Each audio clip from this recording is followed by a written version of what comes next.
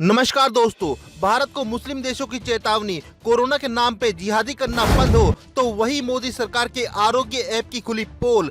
सेना ने दी चेतावनी, वही घटिया खाना दिए जाने पर डॉक्टरों ने किया हंगामा। खबरों में आगे बढ़ने से पहले अगर आप भी गोदी मीडिया का बहिष्कार करते हैं तो मेरी वीडियो को लाइक करें, शेयर करें और चैनल को सब्सक्राइब करना ना भूलें। खबरें विस्तार से। भारत को मुस्लिम देशों की चेतावनी, कोरोना के नाम पर जिहादी करना बंद हो। जहां ओआईसी मुस्लिम संगठन ने दी चेतावनी, मीडिया ने मुसलमानों के खिलाफ फैलाया जहर। दरअसल तबलीगी जमात का मामला सामने आने के बाद देश के मुसलमानों को निशाना बनाया जा रहा है। हालांकि इस संकट के दौर में जमातियों ने धार्मिक कार्यक्रमों में लापरवाही की, लेकिन तबलीगी जमात के सहारे देश के मुसलमानों के साथ भेदभाव किया जा रहा है। देखा जाए तो गोदी मीडिया ने भी इस काम को अंजाम देने के लिए कोई कसर नहीं छोड़ी। लेकिन इसी बीच ओआईसी यानी ऑर्गेनाइजेशन ऑफ इस्लामिक कोऑपरेशन, जिसमें कि 57 देश शामिल है, ओआईसी संगठन ने भारत सरकार पर आरोप लगाया वायरस के जरिए देश के मुसलमानों को निशाना बनाया जा रहा है और मुसलमानों को ही वायरस फैलाने के लिए देश में जिम्मेदार ठहराया जा रहा है। वही यूए की शहजादी हैद अल कसीमी ने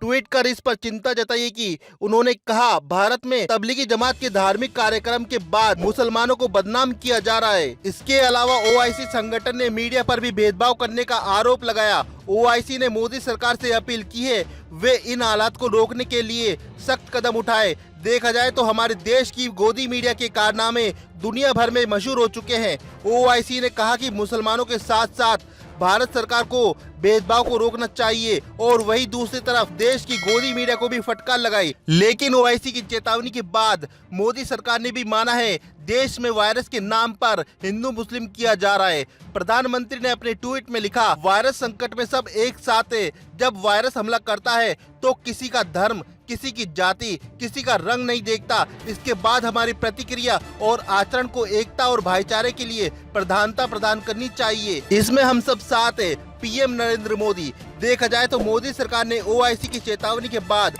यह माना है कि देश में हिंदू मुस्लिम किया जा रहा है। हालांकि मोदी सरकार की अपील में काफी देर हो चुकी है। जब से वायरस का संकट शुरू हुआ है तब से मुसलमानों को निशाना बनाया जा रहा है। ऐसे में मुसलमानों के खिलाफ नफरत भरा काम किया गया है। ऐसे में सबसे बड़ा हाथ गोदी मीडिया का है। लेकिन मोदी सरकार ने गोदी मीडिया के ऊपर कोई भी कार्रवाई नहीं की और न ही वायरस और लॉकडाउन के इस संकट के दौर में पीएम मोदी ने धर्म के मामले को देखते हुए देश की जनता से अपील नहीं की। हालांकि अरब देशों की चेतावनी के बाद मोदी सरकार ने अपील की है कि हम सब एक है और वायरस किसी धर्म या जाति को नहीं देखता। लेकिन देश की गोदी मीडिया वायरस की लड़ाई धर्म के नाम पर लड़ रही है। बढ़ते हैं अगली खबर की तरफ। मोदी सरकार के आरोग्य ऐप की खुली पोल, सेना ने दी चेतावनी। प्रधानमंत्री नरेंद्र मोदी ने राष्ट्र के नाम संदेश में जब लॉकडाउन को 3 मई तक बढ़ाने का ऐलान किया तो उन्होंने देशवासियों से 7 वचन भी लिए थे।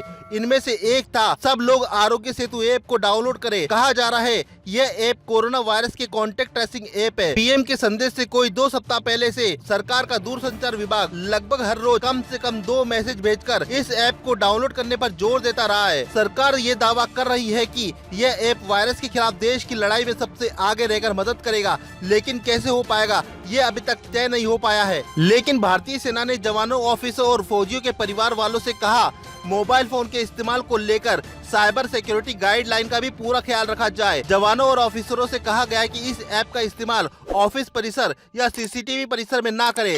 भारतीय सेना ने इस ऐप से सावधानी बरतने को कहा है। हालांकि एक तरफ केंद्र सरकार ये ऐप को डाउनलोड करने पर जोर दे रही है, वही दूसरी तरफ भारतीय सेना का कहना है इस ऐप से सावधानी बरतनी चाहिए। यानी कि पीएम मोदी द्वारा विकसित किया गया ये ऐप आपकी पर्सनल जानकारी डिटेल्स को ट्रेस कर सकता है और अपनी धार्मिक जानकारी को भी ट्रेस कर सकता है। इसके अलावा एक्सपर्ट ने भी अपने सवाल खड़े करते हुए कहा, पीएम मोदी द्वारा विकसित किया गया आरोग्य सेतु ऐप वायरस से निपटने का नहीं, लोगों की निजी जानकारी हासिल करने का काम कर रहा है। एग्जीक्यूटिव डायरेक्टर अनिवार अरविंद का कहना है कि आरोग्य सेतु ऐप दरअसल निगरानी ऐप के अलावा कुछ नहीं है। इसके मद्देनजर भारतीय सेना ने कहा है कि ऐप से सावधानी बरतनी होगी। देखा जाए तो मोदी सरकार ने भी अपनी गाइडलाइन जारी करते हुए कहा है कि इस ऐप के जरिए आपको वायरस की लड़ाई में आपको काफी सहायता मिलेगी। लेकिन मोदी सरकार पर सवाल खड़े करते हुए एक तरफ जहां भारतीय सेना का कहना है इस ऐप से सावधान रहना होगा, वहीं दूसरी तरफ एग्जीक्यूटिव डायरेक्टर अनिवार अरविंद का कहना है कि यह ऐप वायरस से निपटने का नहीं बल्कि लोगों की निजी जानकारी हासिल करने का काम कर रहा है। बढ़ते अगली खबर की तरफ।